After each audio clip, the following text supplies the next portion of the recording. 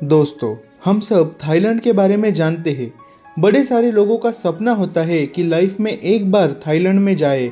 Phuket island, Bangkok, Chiang Mai ऐसे जगह पर जाके छुट्टियां बिता सके। थाईलैंड गवर्नमेंट ने अपने टूरिज्म सेक्टर को प्रमोट करने के लिए सारी जान लगा दी है, सारी सीमाएं उन्होंने पार कर दी है।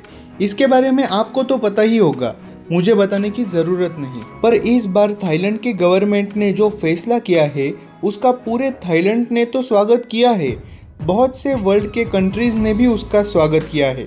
बहुत से इंडियन टूरिस्ट ने और फॉरेन के टूरिस्ट ने भी इसका स्वागत किया है और खुशियाँ मनाई है। लेकिन दोस्तों, हमारे महान भारत के लिए ये न्यूज़ बहुत ही ज़्यादा रिस्की साबित होने ही वाली है। अभी के लिए बहुत से इंडियन टूरिस्ट इसका स्वागत करेंगे, लेकिन लॉन्ग टर्म में हमारी पूरे यूथ पर इसका निगेटिव इम्पैक्ट पड़ने वाला है। पर मैं खुद इस बात से हैरान हूँ कि कुछ गिने चुने 2-3 सोशल वर्कर्स को छोड़कर इसके बारे में पूरे वर्ल्ड में और भारत में कोई भी बात नहीं कर रहा। और पूरे वर्ल्ड को तो छोड़ो, इंडिया में खुद इस पॉलिसी के बारे में थोड़ी सी भी न्यूज़ कवरेज नहीं मिली है। पर दोस्तों, मैं चाहता हूँ कि एटलीस्ट हमारे ऑडियंस को तो इस प्रॉब्लम के बारे में पता होना चाहिए और हमारे भारत के इमर्जिंग थ्रेट के बारे में जानकारी होनी चाहिए। आखिर क्या है ये इशू और क्या है ये थाईलैंड की पॉलिसी, आइए इसके बारे में अच्छे से जानते हैं।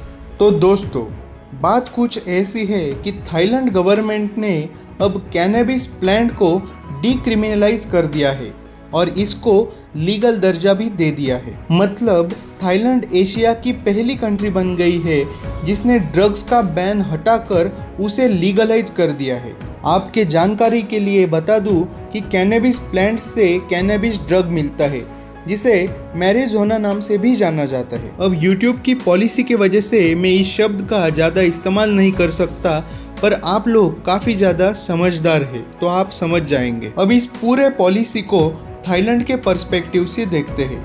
थाईलैंड गवर्नमेंट ने इस चीज़ को लीगल किया है और इनका कहना है कि medical sector, agriculture, tourism sector, इनको प्रमोट करने के लिए हमें ये डिसीजन लेना पड़ा है। थाईलैंड की 33% पॉपुलेशन सिर्फ एग्रीकल्चर सेक्टर में एंगेज्ड है। कोविड की वजह से इनके एग्रीकल्चरल सेक्टर में बहुत बड़ी डिसरप्शन आई है। इस एग्रीकल्चरल सेक्टर को फिर से रिवाइव करने के लिए और अपने एक्सपोर्ट्स बढ़ाने के लिए थाईलैंड गवर्नमेंट ने खुद 1 मिलियन कैनबिस प्लांट लोगों को खेती करने के लिए बांटे हैं और अब ऑलमोस्ट हर घर में इसकी खेती होगी और बहुत सारे मज़े होंगे। और मेडिकल सेक्टर में भी इस प्लांट का बहुत जगह पर इस्तेमाल होता है।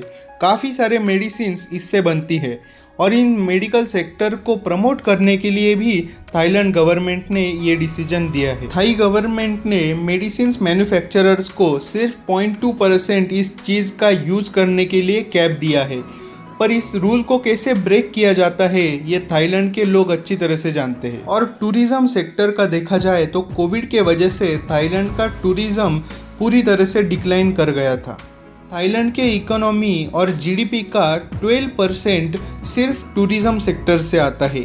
तो इस टूरिज्म को प्रमोट करने के लिए थाईलैंड सरकार ने इस पॉलिसी को बनाया है। अब ऑल टुगेदर थाईलैंड का टूरिज्म बिजनेस एक्सपोनेंशियली ग्रो करेगा क्योंकि यहाँ पे नशेडियोंग का लीगल मेला जो लगने वाला है। अब ओवरऑल देखा जाए तो थाईलैंड के लोगों को इस पॉलिसी से बहुत फ़ायदा मिलेगा और बेशक उनकी इकोनॉमी भी बूस्ट करेगी। पर इस चीज़ का इंडिया पर कितना बुरा असर पड़ेगा इसके बारे में समझना भी ज़रूरी है। अब ये ड्रग सेहत के लिए हानिकारक होते हैं, इसको कंज्यूम नहीं करना चाहिए। ये सब ट्रेडिशनल ज्ञान की बातें मैं आपको नहीं बताऊंगा क्योंकि जिसको जाना है वो वहाँ पे जाके ही रहेंगे। मैं इस पॉलिसी को इंडिया के डेमोग्राफी और ज्योग्राफी के एंगल से आपको समझाना चाहता हूँ। इस मैप में आप ट्रायंगुलर शेप को देख सकते हैं।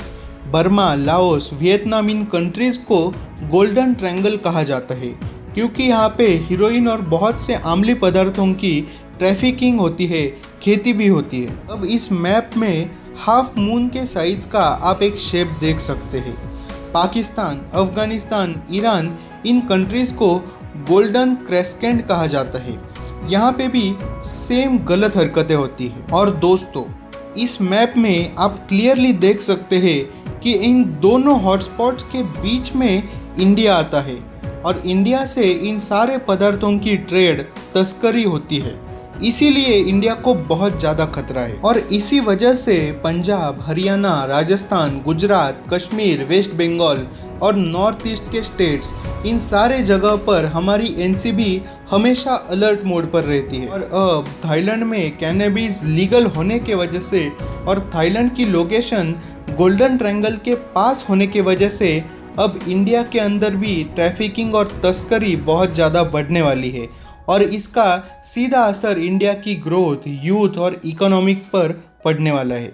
यूएस के पूर्व प्रेसिडेंट बराक ओबामा सर ने भी कहा था कि इंडिया के आसपास कितनी ज़्यादा इंस्टेबिलिटी है। चाइना, पाकिस्तान, अफगानिस्तान जैसे सेंसिटिव कंट्रीज़ है।